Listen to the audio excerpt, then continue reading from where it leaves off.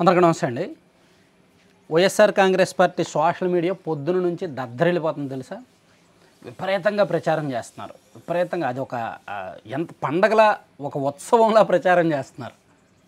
అసలు ఆ వైసీపీ వాళ్ళకి ఒళ్ళు కూడా గాలిలో తేలిపోతుందేమో బహుశా ఈ ప్రచారం చూస్తుంటే, ఆ పోస్టర్లు అవి చూస్తుంటే. మీరు కూడా పక్కన చూడండి. నేర చరిత్రలో నెంబర్ 1 ఆంధ్రప్రదేశ్లో క్యాబినెట్ వాళ్ళే అంటే ఏడీఆర్ రిపోర్ట్ వచ్చిందనమాట. ఆ రిపోర్టు ప్రకారం ఏంటంటే దేశం మొత్తం మీద, దేశంలో ఉన్న అన్ని రాష్ట్రాలు, అన్ని కేంద్రపాలిత ప్రాంతాల్లో హయ్యెస్ట్ క్రిమినల్ కేసులు ఉన్న క్యాబినెట్లో ఆంధ్రప్రదేశ్ క్యాబినెట్లో ఉన్న మంత్రుల మీదే ఎక్కువగా క్రిమినల్ కేసులు ఉన్నాయి. సో మన క్యాబినెట్లో ఉన్న మంత్రుల్లో 96% మంది మీద క్రిమినల్ కేసులు ఉన్నాయి అనేది ఏడీఆర్ రిలీజ్ చేసిన లెక్క. ఎస్, యాక్సెప్ట్ చేయాల్సిందే, నిజమే. దేశం మొత్తం మీద హయ్యెస్ట్ క్రిమినల్ కేసులు ఆంధ్రప్రదేశ్ క్యాబినెట్లో ఉన్న మంత్రుల మీదనే ఉన్నాయి, 96%. ఆ తర్వాత డిఎంకే 87%. ఆ తర్వాత ఇతర పార్టీలు వాళ్ళందరి మీద ఉన్నాయన్నమాట.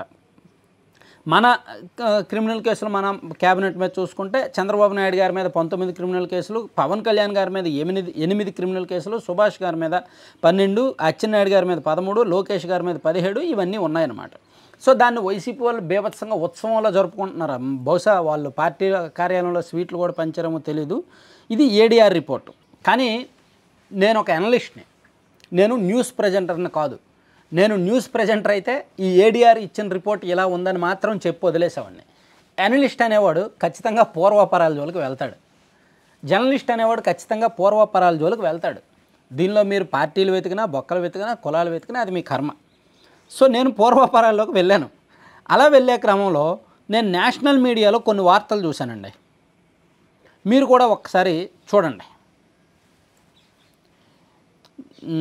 Telugu Desam party 96% criminal cases and Aam Aadmi party 69% అని చెప్పి నేషనల్ మీడియాలో వార్త వచ్చింది, ఒప్పుకుందాం. అలాగే ఇప్పుడు పక్కన ఒక చిన్న వార్త చూడండి. పార్టీ వైజ్ క్రిమినల్ కేసెస్ అని ఒక వార్త, ఒక నేషనల్ మీడియాలో వచ్చిన వార్త ప్లస్ అక్కడ ఉన్న రిపోర్ట్. ఇది కూడా ఏడీఆర్ రిపోర్టే. And party wise candidates with serious criminal cases అనేది మీరు ఒక పట్టిక, ఒక న్యూస్ చూడొచ్చు. ఇది పాతదైనా సరే చెప్పాల్సిన సందర్భం వచ్చింది కాబట్టి చెప్తున్నా. అంటే తెలుగుదేశం పార్టీ వాళ్ళ మీద విపరీతమైన క్రిమినల్ కేసెస్ ఉన్నాయని చెప్పి వైఎస్ఆర్ కాంగ్రెస్ పార్టీ సోషల్ మీడియాలో పండగ చేసుకుంటున్నారు, ఒప్పుకుందాం. ఆ ఏడీఆర్ రిపోర్ట్ నిజమే. కానీ when we compared with YSR Congress party, TDP వాళ్ళ మీద ఉన్న క్రిమినల్ కేసెస్ కొంత బెటర్ అని అదే ఏడీఆర్ రిపోర్ట్ గతంలో చెప్పింది. ఒకసారి మీరు చూడండి. Among the major parties 87 out of 175 candidates analysed from YSR Congress party. అంటే 50% వైఎస్ఆర్ కాంగ్రెస్ పార్టీలో 50% మంది మీద క్రిమినల్ కేసులు ఉన్నాయి. 119 out of 143 candidates from TDP వాళ్ళ మీద 83% ఉన్నాయి. 42 out of 158 క్యాండిడేట్స్ అని ఇచ్చారు. అలాగే సీరియస్ క్రిమినల్ కేసెస్ వచ్చేసరికి ఆ లెక్క కొంచెం కింద ఉంది, అది కూడా చూడండి. Serious criminal cases among all the major parties 49, 28% out of 175 candidates from YSRCP, 85, 59% out of 143 candidates from TDP, 20 out of 158. అంటే ఇక్కడ సీరియస్ క్రిమినల్ కేసెస్ ఎవరెవరి మీద ఉన్నాయి, ఓవరాల్ క్రిమినల్ కేసెస్ ఎవరెవరి మీద ఉన్నాయి అనేది కూడా ఒక రిపోర్టు అదే దీనిలో వచ్చింది. సో దాని ప్రకారం చూసుకుంటే మనకి వైఎస్ఆర్ కాంగ్రెస్ పార్టీ కూడా ఏమీ తక్కువ కాదు అనేలా ఉంది. అలాగే పక్కన ఇదే ఏడీఆర్లో వచ్చిన ఒక రిపోర్ట్ చూడండి. 2019కి 2020, ఇది కంక్లూజన్, ఇది చాలా ఇంపార్టెంట్. 2019కి 2024కి వైఎస్ఆర్ కాంగ్రెస్ పార్టీ వాళ్ళ మీద ఉన్న క్రిమినల్ కేసులన్నీ, టీడీపీ వాళ్ళ మీద ఉన్న క్రిమినల్ కేసులన్నీ అని ఒక కంపారిజన్ టేబుల్ అండి ఇది. సో 2019లో వైసీపీ అభ్యర్థుల మీద 57% మంది మీద క్రిమినల్ కేసులు ఉన్నాయి. అదే 2019లో టీడీపీ అభ్యర్థుల మీద 28% అభ్యర్థుల మీద క్రిమినల్ కేసులు ఉన్నాయి. అలాగే 2024 వచ్చేసరికి వైఎస్ఆర్ కాంగ్రెస్ పార్టీ అభ్యర్థుల్లో 49% మంది మీద క్రిమినల్ కేసులు ఉంటే టీడీపీలో 27% అని ఉంది. ఇది మీరు ఆ టేబుల్ కూడా ఏడీఆర్ వెబ్సైట్లో అఫీషియల్గా చూడొచ్చు. అండ్ పైన పట్టిక కూడా ఇచ్చారు. పైన టేబుల్లో వైఎస్ఆర్ కాంగ్రెస్ పార్టీలో 171 మంది అభ్యర్థుల డేటా చూస్తే వాళ్ళకి 97 మంది మీద క్రిమినల్ కేసులు ఉన్నాయని తేలిందంట.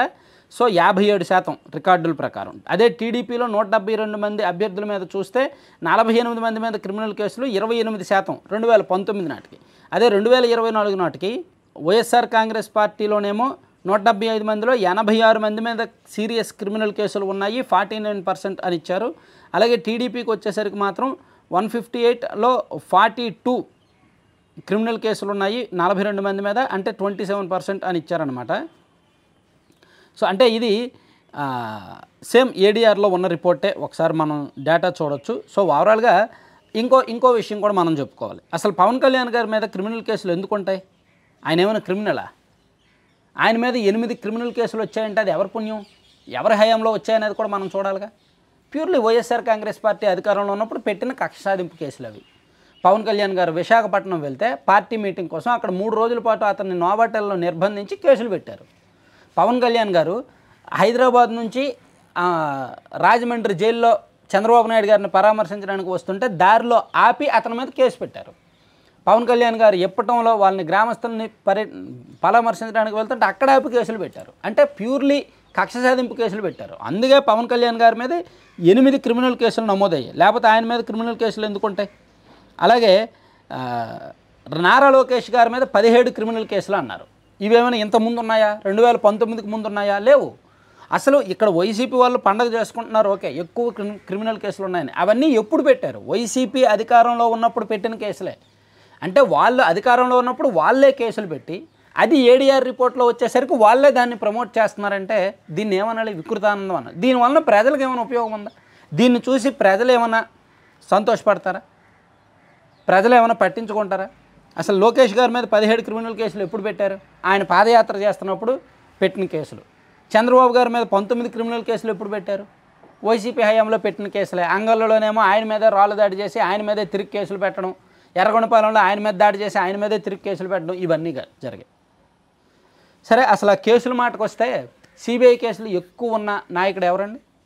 సిబిఐ ఛార్జ్షీట్ ప్రకారం 43,000 కోట్లు అవినీతి చేశాడు అనే ఆరోపణలు కేసులు ఉన్న నాయకుడు ఎవరండి? ఈ పార్టీ అధినేత కాదా? వైసీపీ అధినేత కాదా? సో నేను ఇక్కడ చెప్పేది ఏంటంటే క్రిమినల్ కేసులను జనం పట్టించుకోరు. పట్టించుకుంటే వైసీపీకి జీవితంలో అధికారం ఇవ్వరు, క్రిమినల్ కేసులనే పట్టించుకుంటే. సో ఆ పార్టీలో ఉన్న చాలామంది చరిత్ర చెప్తోంది ఆ పార్టీ అధినేత మీద కూడా క్రిమినల్ కేసులు ఉన్నాయి. కాబట్టి కేసులు అనేవి రాజకీయ అవసరాల కోసం, రాజకీయ కక్ష సాధింపులుగాను, రాజకీయంగా అధికారంలో ఉన్నప్పుడు ప్రత్యర్థుల మీద పెట్టే కేసులు అవి. వాటిని పరిగణనలోకి తీసుకొని ఏడీఆర్ రిపోర్ట్ ఇచ్చినప్పుడు దాన్ని వీళ్ళు పొలిటికల్గా ప్రమోషన్స్ కోసం, జనంలో మభ్యపెట్టడం కోసం అలా విపరీతమైన ప్రచారం చేయాల్సిన అవసరం లేదు. అలా చేస్తే వాళ్ళు తీసిన గోతులో వాళ్ళు పడినట్టే. క్రిమినల్ కేసులను జనం ఆలోచిస్తే టీడీపీ కంటే వైసీపీయే డేంజర్ అని అనుకుంటారు.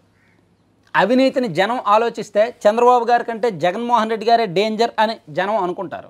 జనాలకు తెలుసు ఒకరు దొంగ ఒకరు గజ దొంగ. జనాలకు తెలుసు ఇద్దరు ఎటువంటి వాళ్ళు అనేది. జనాలకు తెలుసు ఒకళ్ళు బ్యాడ్ ఒకళ్ళు వర్స్ట్ అని. సో ఇద్దరిలో ఎవరు కావాలో జనం డిసైడ్ అవుతారు, జనం తేల్చుకుంటారు. అంతే తప్ప వీళ్ళ మీద క్రిమినల్ కేసులు ఎక్కువ ఉన్నాయి అని చెప్పి విపరీతమైన పోస్టర్లు వేసి సోషల్ మీడియాలో దద్దరిల్లేలా చెయ్యక్కర్లా. Thank you.